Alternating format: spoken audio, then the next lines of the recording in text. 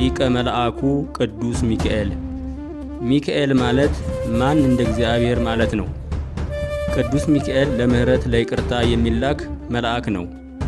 ቅዱስ ሚካኤል ለባህራን የሞቱን ደብዳቤ የቀደደለት ሞቱን ወደ ሰርግ የለወጠለትና ቅድስት አፎምያን ከጠላት ሰይጣን ያስጣላትና ያዳናት መልአክ ነው። ቅዱስ ሚካኤል ከሕዝቅኤል፣ ከኢያሱ፣ ከሳምሶን፣ ከኤርምያስ፣ ከዕንባቆም፣ ከዳንኤል ጋር የነበረ ከሐዋርያት፣ ከአርድእት፣ ከጻድቃን፣ ከሰማዕታት ጋር የነበረ ሰማዕታትን በደም ጻድቃንን በገዳም ያጸናቸው ዛሬም በመርዳት ላይ ያለ ቅዱስ ሚካኤል ነው።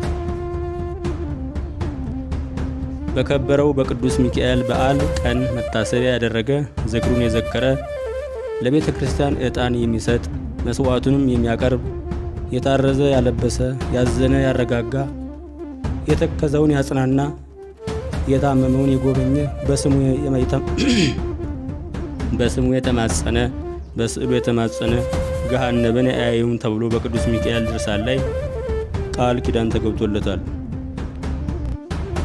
ህዳር 12 ቀን የተሾመበት ቀን ሲሆን ሰኔ 12 ቅድስት አፎምያን ባህራንን ያዳነበት ቀን ነው። የቅዱስ ሚካኤል ጸጋው በረከቱ እና አማላጅነቱ ይደርብን፣ አሜን።